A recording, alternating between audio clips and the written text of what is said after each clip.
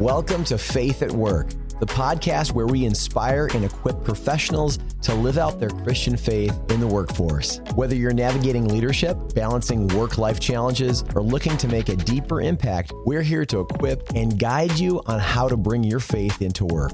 Now here's your host, the director of the Unity Foundation in Alexandria, Minnesota, Kelsi Tim. Welcome to the Faith at Work podcast. Today's conversation is about calling and how sometimes God doesn't remove a calling, but expands it. My guests both began their careers as school teachers, leading and shaping lives in the classroom. Over time, God redirected their paths into business. Tim Cullen founded Cullen's Home Center, and Ken Snyder started Snyder Thornburg Wealth Management, each building their work on faith, integrity, and a heart for people. Now both are in seasons of passing the baton to the next generation, watching families step into leadership. This episode isn't about leaving a calling, but trusting God with a new chapter. If you've ever sensed God nudging you towards something new, this conversation is for you. So let's jump in. So welcome, gentlemen. Thank you for having us. Yeah, that's phenomenal. That's awesome. Thank you. Well, I'm really excited to have both of you here for today's conversation. And if you live in the Alexandria area, I feel like you two are pillars in the faith community and business, and people are familiar with where you are today. But I don't think a lot of people know how it started. And so you both were school teachers. So let's talk about that. What drew you into teaching? Well, I grew up in International Falls, and we had 7 kids in our family, and I had 4 older brothers. None of them had ever gone to college. So they started a junior college. This is the humble beginning piece. And it was like, well, I don't have any real plans, so we'll go to the junior college. And they had a hockey team, so that was really convenient. And we got to live at mom and dad's. And so I stumbled into it to be real. I mean, it was like, well, that's the next step, and go to college. And so just getting into that, and then finding the teaching education. I've always loved kids and related well with them. And so it just kind of happened, and it wasn't any burning bush experiences at all. It was just like, well, that's the next step. Mm-hmm. How about you, Ken? What was your experience? Well, I grew up in Waterloo, Iowa, and in Waterloo, the big sport when I was growing up was wrestling, much like hockey would be in International Falls. And Waterloo had an Olympic champion wrestler, and so everybody, the better athletes wanted to be wrestlers. So all through high school, I was born the youngest of 7 kids in our family, and 2 of my siblings went to college, but I knew that if I wanted to go to college, I was going to have to get a scholarship. So the best way to do that was get a wrestling scholarship. Mm-hmm. So it worked out that I did, and as a result, wrestled in college, and then wanted to teach and coach after I got done. That's awesome. And I'm pretty sure you're in a Hall of Fame for wrestling. Oh, yeah, but I always tell people that's just for old guys. I don't think so. You don't find young people in Hall of Fames. Well, it's pretty much old guys. That's the point. That I'm old? Well, to be in the Hall of Fame, you have to have wisdom and experience, and okay. and you are usually old if you're in the Hall of Fame. We'll go with that. So looking back, what gifts did you discover in the classroom that ended up shaping your leadership later on? Well, I would say that I always liked people. That's the reason I loved coaching, was because I liked working with people and trying to motivate them to get more out of themselves than what they thought they could get out of themselves, which I always saw that as a challenge, even from the time I was on a wrestling team, trying to be a leader and get people to, overperform, I should say. And so that carried over into coaching, and classroom, not so much. I wasn't the greatest teacher in the world, I don't think. But if I could stay one day ahead of the students, that was good enough for me when it came to teaching. Right. How about you, Tim?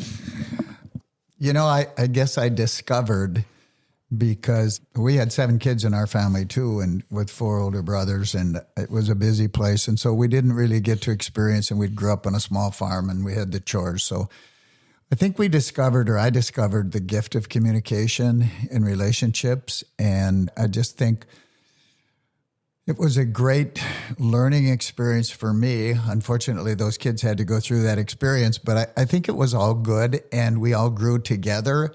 And so that was a great spawning area, if you will. And I enjoyed the heck out of it. I still enjoy teaching. So it was a blessing in disguise.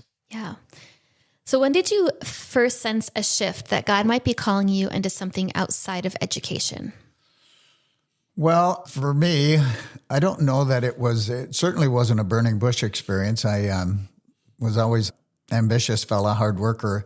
And so I ended up getting into the insulation business while I was teaching and coaching. And so pretty soon that started to grow bigger and bigger. And so it just kind of happened, if you will. And I think as we continue to work hard and keep our heads up, good things will happen. And so some of these opportunities just came about. And so it wasn't, I'd love to say it was all planned out and this is just exactly the way we planned it, but it was absolutely not.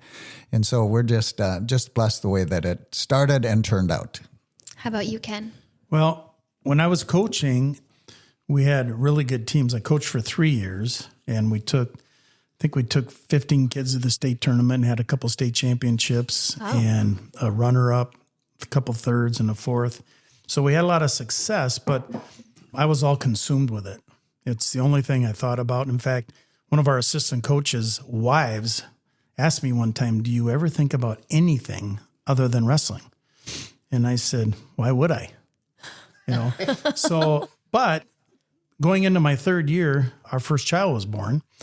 And after my third year, she was a year old, and I was spending all this time, not just in the season, because I was big in freestyle wrestling and coaching kids, out of season in order to get them prepared for the in season. So it was not year round, but it was a lot more than just a regular season. And I realized that I was all consumed with it. And pretty soon I was spending so much more time on those activities rather than family time.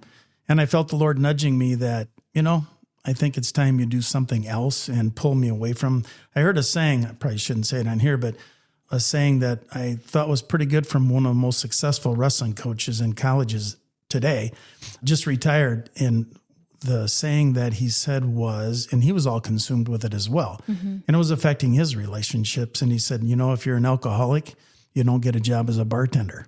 Right. And when I was all consumed as a coach, I couldn't be the father or the spouse I should have been. So God nudged me in that area and I made some changes. Yeah. What's the story between the both of you? How did you guys connect? Because you painted houses together for a short season while you were teaching, right? Yes. Okay. I like to joke that I got Tim Cullen started in his business of Cullen's Home Center. But it is only a joke. I was a wrestling coach. He was a hockey coach. And we were always competing for the same athletes, And he was very competitive, and so was I.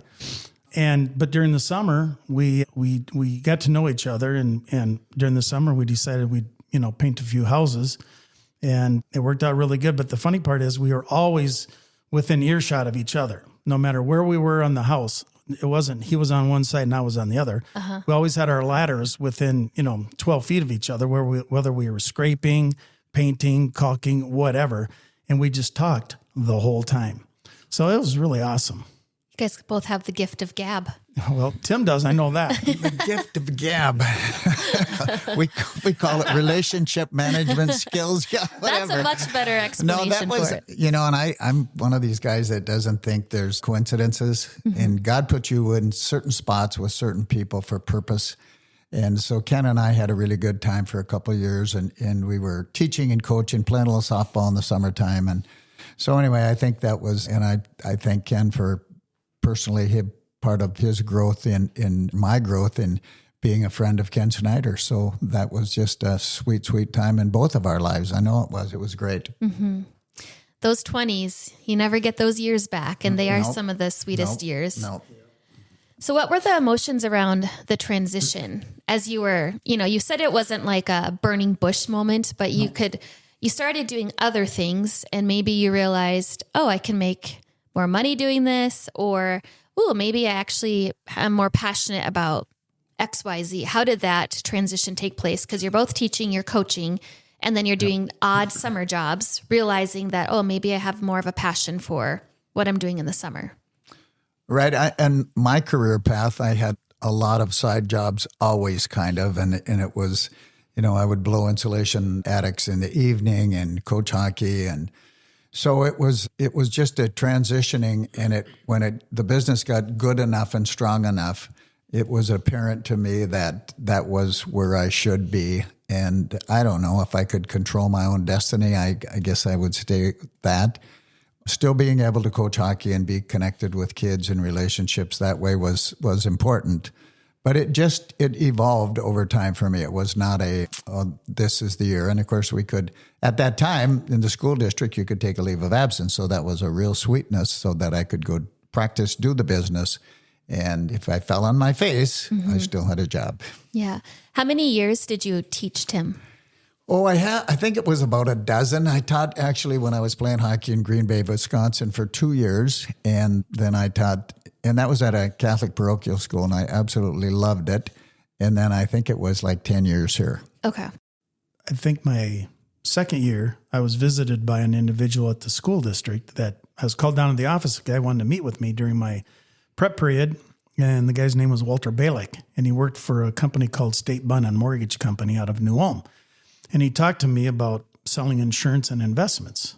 And my major in college was industrial technology, but it was geared towards industry and finance. So I took the classes that I needed to take because where I grew up, there was 5 John Deere tractor factory plants. There was Engine Works, Foundry, and so on. So I thought my fallback would be if teaching didn't work out, I could always, work in the finance department on one of the, sites there. So that was intriguing. And I thought, I'll give it a try. At the same time, I was getting involved in another side business with other wrestling coaches, which was going pretty well. So I was so busy with those things and with, the family that I transitioned pretty quickly because I had to survive. So it was a fast transition. So I'm curious, how did this person from New Ulm know who you were and have the guts to come to you at the school and basically like headhunt you to go do something different? Yeah, that's a great question. I think Ed Christofferson was kind of the godfather at that time in the school district. He had coached state championship football team and everybody knew Ed. And I think that Ed is the one who gave him my name. Okay. Yeah. Lots of connecting pieces. Yeah. So let's talk about building your business. So we heard the story of your 20s, you're teaching, you're doing all these different side businesses, and you're slowly starting to transition into what you really did for the rest of your career. So how did the idea for Cullen's begin, Tim? Well, it started out as Alec Insulation, and then it became Alec Insulation and Exteriors. We started doing some siding and windows and exterior products. And then a guy came into my office one time and said, "How'd you like to be in the appliance business?" And so after that conversation, it started to evolve. So it just became way more than Alec Insulation and Exteriors. And so we changed it to Cullen's Home Center. And then we continued to add product lines. And, we went from the exterior side of the home to the appliances and then the electronics and the furniture and, the floor covering, all of it that went along with it. So it's a long story, but it's a beautiful story, and we're just thankful the way that Jesus orchestrated it. How about for you, Ken? Well, when I got out of education, I worked for 4 years and then selling insurance and investments and also the side business. One day I was approached by a person that wanted to know if I would be willing to open a Edward Jones office in Alexandria. So I thought that'd be interesting. So I sat down with them and looked at, the products that they had. It wasn't insurance. It was more securities. So I was going to have to get Series 7 licensed. And so I could sell stocks, bonds, and everything else. So I decided to do that and did that for 12 years, was a limited partner in the firm a couple times, but saw where the emphasis started going away from my clients towards the corporate, and that bothered me. And I think the Lord led me into a situation where I was dissatisfied with that. So I was praying, and He planted a seed that there was going to be a change ahead. And sure enough, it worked out that I opened up a Merrill Lynch office for 17 years in Alexandria. And that worked very well, but the same thing happened. They changed leadership. And when I first started there, it was beautiful. I mean, the firm was, it was a huge firm, the Thundering Herd of Merrill Lynch, but at the same time, their emphasis was on the small investor, even though they had the biggest investors in the industry, but they just had a different attitude, which was great. Then management changed, and they changed CEOs, and all of a sudden, things started changing again towards the corporate end and away from the individual investor. So I decided, this just is not where I want to go down the road. And at the same time, my son-in-law had moved to Wadena and with my daughter, and he was an attorney and an estate planning attorney, and he had been working with some of our clients and did a very good job. And I was really impressed with his ability. And so I thought, this might work out. And so I talked him into coming into Merrill Lynch with me. And we did that for 3 years. And then we both decided that, we could do our own thing and create business built on faith and deal with clients the way we want to and not be coerced into doing anything by a corporation. And people told me that it'll never work. And I personally did not want to ever go into business with a family member.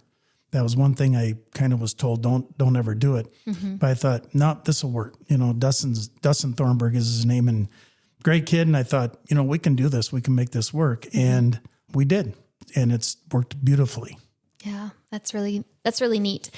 So going back, as you're making this shifts, was there anybody in your life that was mentoring or really cheerleading you on or helping you? I mean, you both had to learn brand new skill sets to do what your businesses were, from the education world to, like you said, you had to get different licenses. I mean, there's major learning curves to what you have built. So can you think of anybody that was a mentor, or was it just trial and error? What did that process look like for you? Where did you get the mic? Well, I'm trying to think. One of the problems that I always had was that I never really asked other people for advice, which I should have. And had I had it to do over again, I would have. My decisions were made mostly by circumstances. And the firms that I worked for started going a different path than what I felt my value system would allow me to do. And so, and had I had to do over again, like I say, I would have asked some believers, advice and get their advice and just, so I had to really, but at the same time, I had to step out on faith. So that was the good thing of it. And I, burnt bridges and just moved on and didn't look back. And so I think sometimes there's positive things in that as well. But I still don't think there's a substitute for good advice and a good mentor, which I never really had. How about you, Tim? Well, I think when we talk about mentors, and I've shared this story quite a few times, that when we started the Unity Foundation, which is about 20 years ago, Vern Anderson, Keith Anderson, Ken Snyder, Tom Schabel, there's a whole myriad of great Christian leaders. And so personally, that was a real special piece for me. And these people have become our best friends. And so as far as mentorship, it was more on being a better son and a better husband and because obviously it all works together, right? And the value piece was really instilled, I think. And so just very blessed that these people came into my life and the mentorship pieces that came as a result of that. So you've both mentioned values, right? You said you were working for companies and their value systems were different than yours. So if you're open to this, what are some of the values that you have lived your life by, especially through the context of business? Well, the values, actually, I just took a picture of them this morning at the store, the values that we have on our wall: mutual respect and trust, the commitment to excellence, integrity, faith, and a commitment to personal growth. And we try to adhere to those where they're painted on our walls in our store, and hopefully they're painted on our walls in our hearts. And the one I'm probably the most proud of, if you will, if that's an accurate word, is the commitment to personal growth. And as a store, we spend a lot of time on that, and the people are really receptive, and we all want to grow. We don't maybe know how to ask for it or whatever, but we do a lot of tapes, and we've had a lot of great mentorship in those pieces. And we've seen some amazing stories within the four walls of our store. And so that piece, as far as what values, they're Christian values, and we just hope that we can continue to live and grow with them. Mm-hmm. To reiterate on what Tim said, yeah, I didn't have any personal mentors, but he brought up a very good point, and that was that all the business people that I associated with, the same people he referenced, mm-hmm. they were such good leaders with such strong faith that, in a way, that was my mentorship. And we ran in the same circles, we associated with them, and it's so important for people, if you want to be the type A person or a B person or a C or D, that you associate with people that have the same values that you have. Mm-hmm. It's hard to want to be a D person and you're associating with people that are, that don't have the same values or the same habits mm-hmm. that you want to develop. It's hard to do that. So you got to be around the people that you want to be like. And that was one positive thing that I kind of fell into with the Unity Foundation, because everybody had the same goal. Mm-hmm. Jesus Christ was the center, and it was the beginning and the end, and it was all about him. And mm-hmm. as long as we keep that intact, we can't go wrong. Every time I got that out of joint, I usually got spanked by the Lord. But, I healed. Because he loves you. I healed it. Yeah, exactly. It's good discipline. Yeah. Well, you guys both just kind of touched on this question, but how did your faith shape your decisions, leadership, and the way that you treated people? Well, again, being a believer and a follower of Jesus, we had to do things the way the Bible says we should do them. Mm-hmm. And many times we had opportunities that we could have made more money, or it could have been advantageous for our company, or in some way we could have had an advantage had we compromised those. Mm-hmm. But typically, I don't know if it's 100% of the time, but I would like to think it was, that we never, ever wavered in that area. And I think that's one of the reasons why God blessed, our business, because, and Cullen's Home Center as well, because we stuck to the ground rules of what Jesus would do. And as long as you do that, you can't lose. Yeah. I would agree with that. The piece that I just want to mention is the personal growth piece. I know for me, as far as the leadership characteristics and abilities, and it's probably one of my most meaningful and pleasurable pieces, is the ability to still learn and grow. And I just love that of the people that we've just mentioned. I forgot to mention Brent Smith. I forgot to mention a lot of people in there, but they've been influential. And all of that, we've all grown together, and the whole accountability piece has just been special. So I think that I'm signed up to be a better person. I want to finish strong in my fourth quarter, and Lord willing, I will. Mm-hmm. I'd like to add too, with all these people that were on the board with us, because we had a lot of type A individuals. I mean, pretty driven people that all were successful in business. But it's interesting because we have what's called the Ernie Unruh Christian Service Award. Ernie was one of the people on our board. Yeah. And when we would get going and we'd be talking about something we wanted to accomplish, and, people would, feed into it and give their opinion. And pretty soon Ernie would say, we got to put the brakes on here, fellas. We need to stop and we need to pray about this. And he would hold us accountable, mm-hmm. which is awesome, because we all need to be held accountable when we start, straying from, what's down the middle of the fairway. Mm-hmm. And Ernie was good at that. And we had other people that were always good at voicing opinions and not being shy about that. But yet everybody else respected that. And in almost 20 years of a Unity Foundation, nobody's ever gotten mad at somebody and walked out, or, even though we disagreed, mm-hmm. in which we have quite often. Yeah. So I think that's a very good thing. I think what the Unity Foundation has built and the relationships that the board has had is very special, and it's really unique. We hear that from lots of other areas that come in and experience the Unity Foundation. So for, people starting out in their careers, let's say 20, 30-year-old young professionals, and they have this desire of ironing, sharpening iron, finding people with like values and that faith as their cornerstone. How would you encourage them to really seek out those relationships? I would say that's a really important thing to do. Mm-hmm. And what I would say is to get connected with a church that has people with like values and that stay on the word. So many churches nowadays are just trying to do whatever social norms accept rather than what God accepts.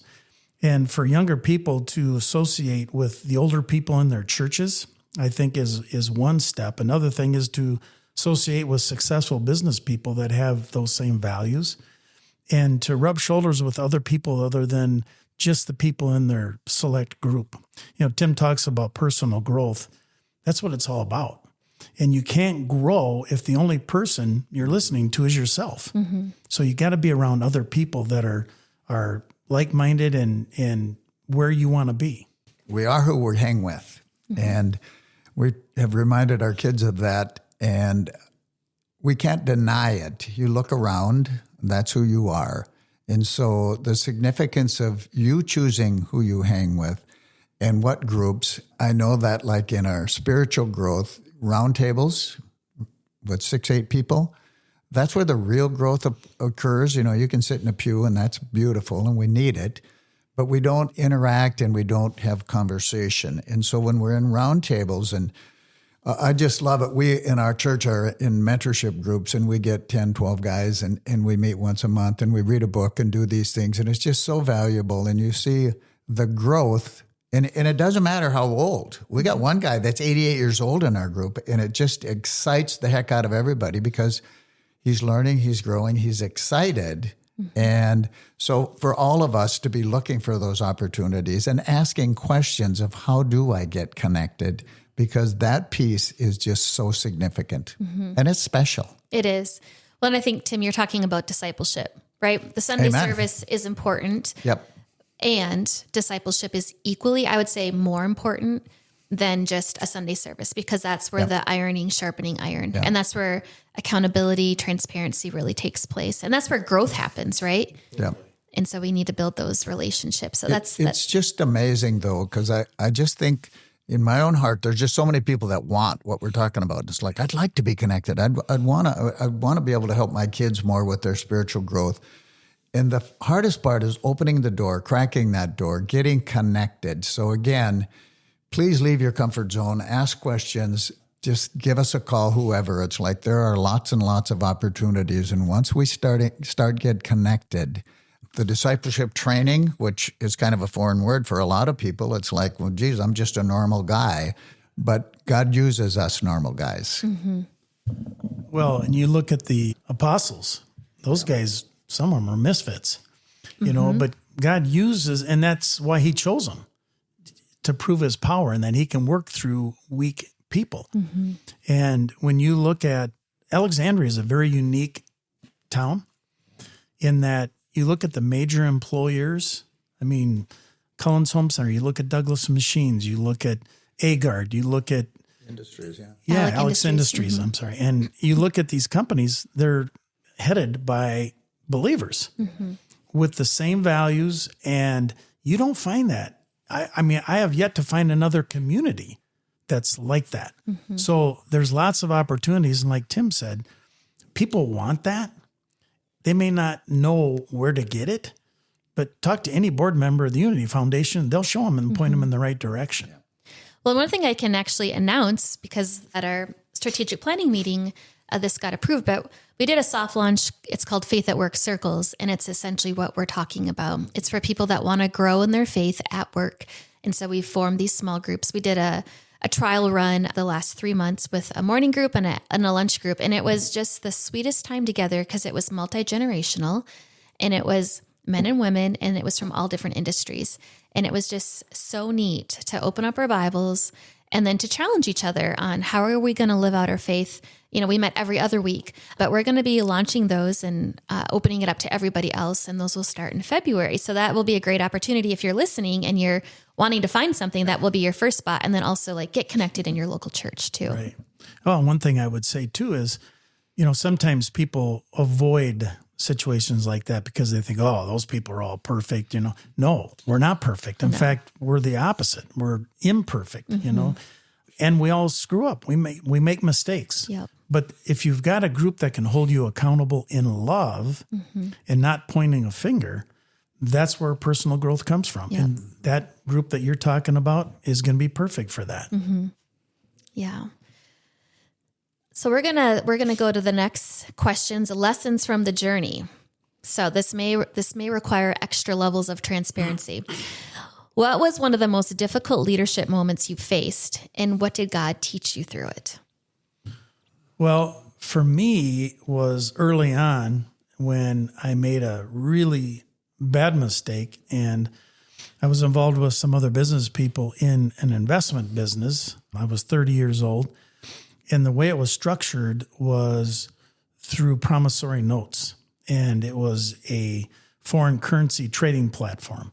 And I thought, oh, that sounds really cool. And I had gotten far enough along in the business that I actually qualified for this with other business people. So we were able to put money into it.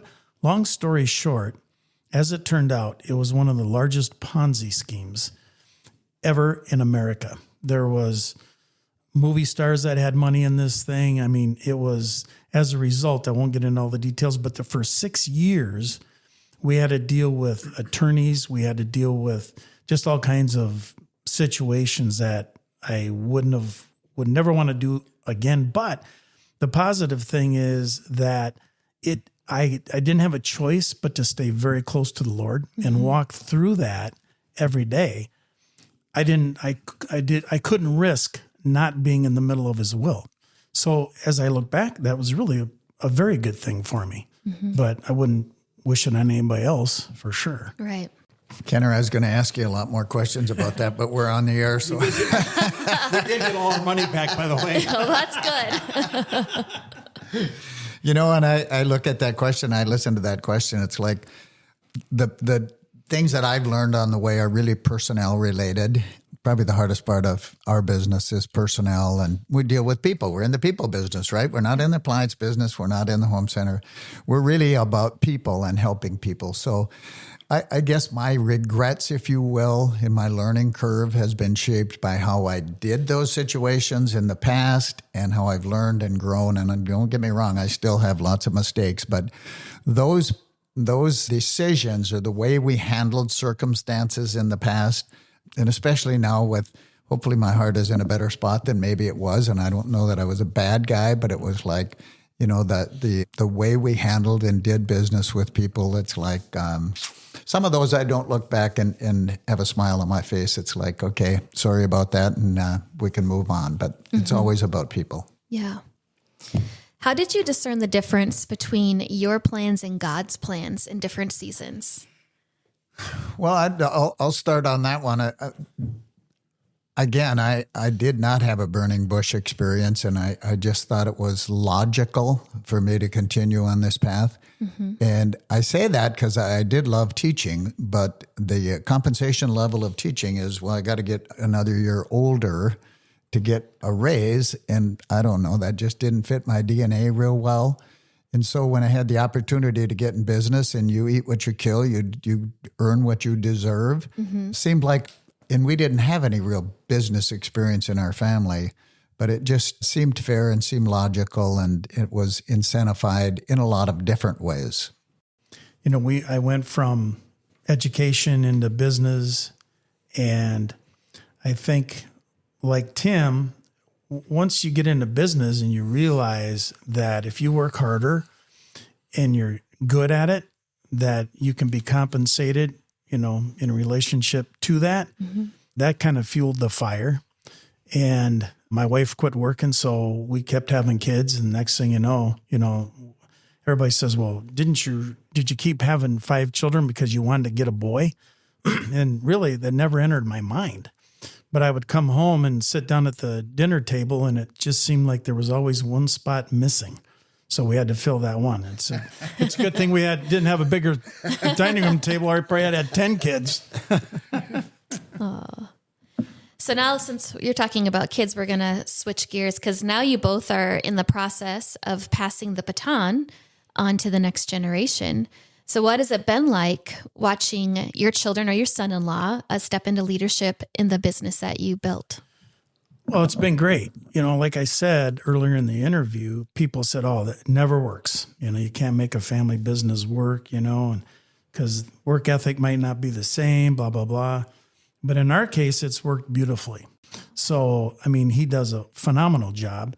But again, he's got the same values, and clients can tell that. And when you have their best interest at heart, that's the key. And had he not, and had, other family members not had that, then it's a whole different ballgame. Mm-hmm. But God gave me the wisdom to understand that early on, that he was going to be a good person to transition my practice to. And he's stayed in the middle of it, and it's been beautiful. Mm-hmm. And he hasn't let you go yet either as an employee. Right? So that's a good thing, Kenner.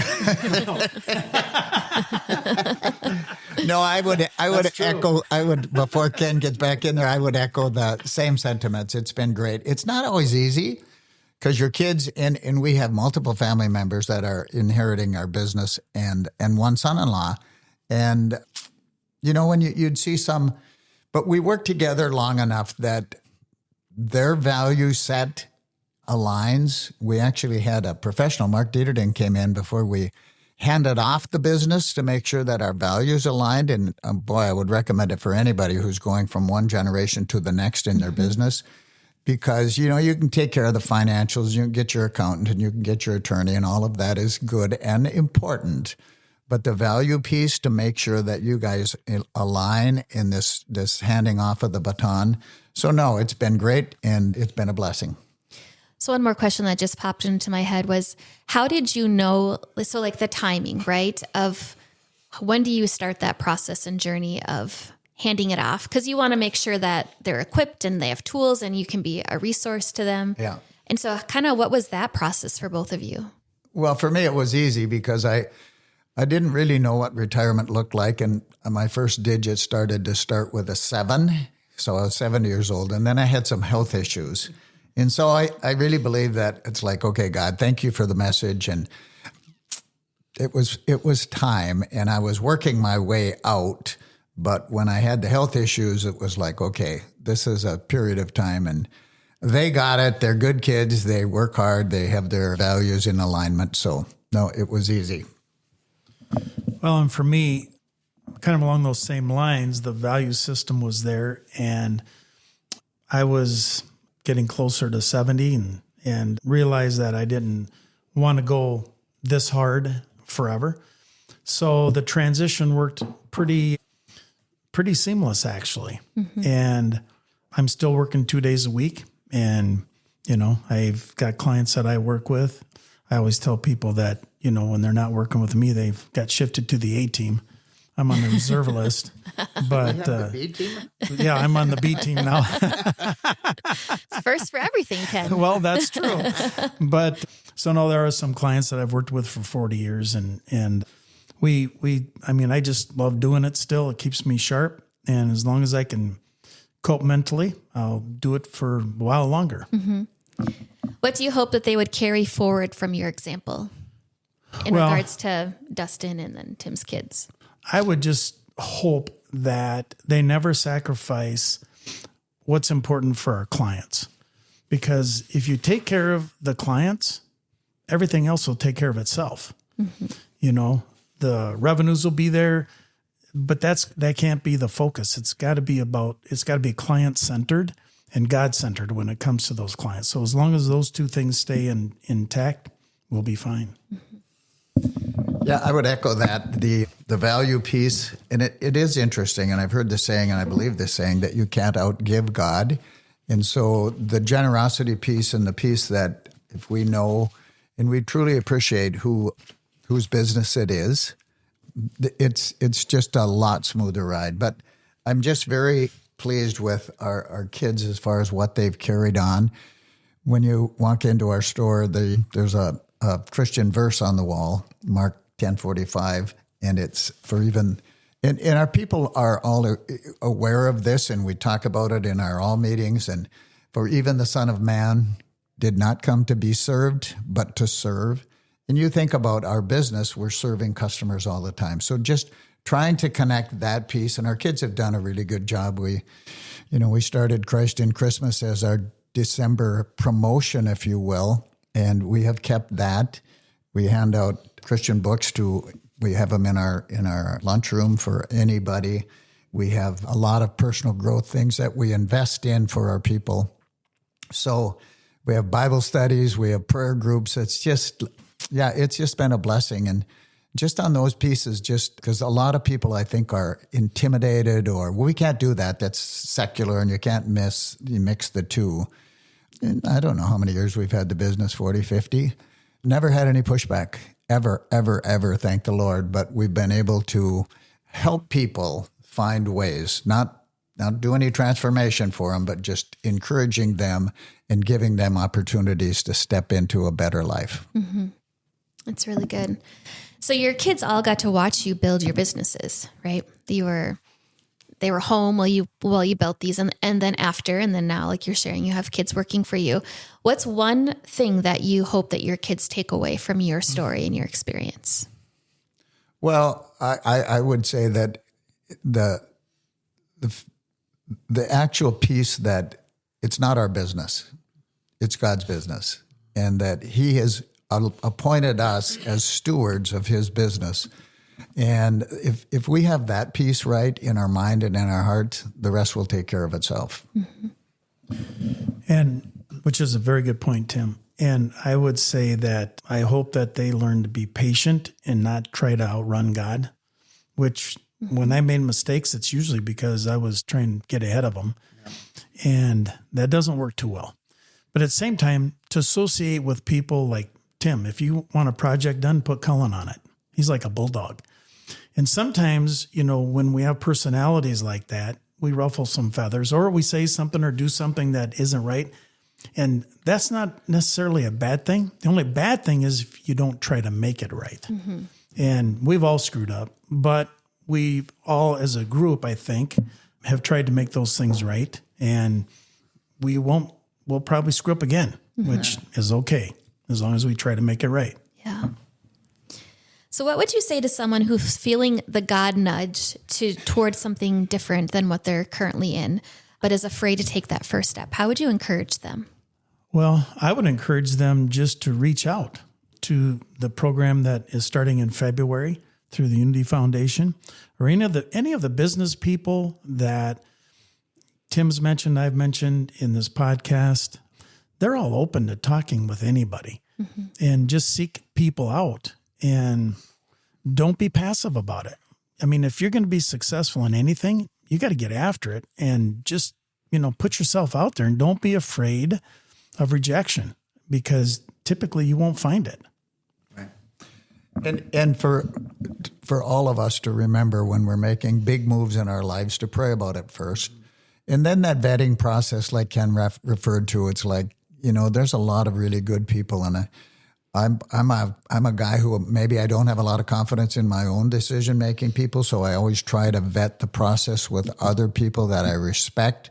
Not somebody that's going to give me the answer I want, mm-hmm. but somebody that I respect. And so, because when people sometimes say, well, God spoke to me, it's like, well, I've never had Jesus talk to me directly, personally, but I'm sure those nudges, and then how do we vet that process to make sure that it isn't some falseness. And so I just say, vet it, pray about it, and when you do it, turn forward and give it all you got. Yeah, because God does confirm what He speaks to people. Amen. And there's lots of different ways of how He confirms it. And the Word of God, and like you said, wise counsel, that's godly to bring things to people. Right. And because we all have blind spots, Totally.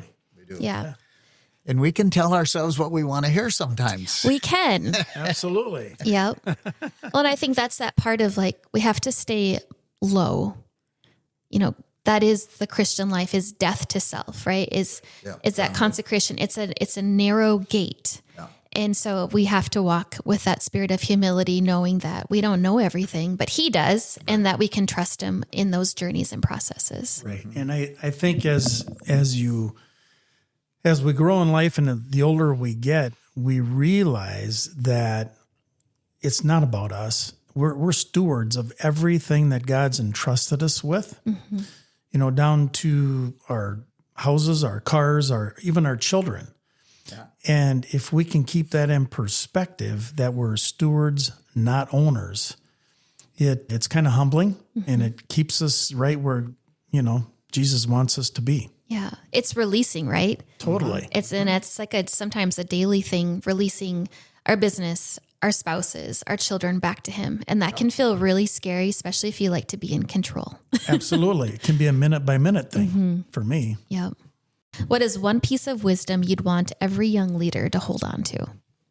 Well, I guess I would say to seek out advice and pray.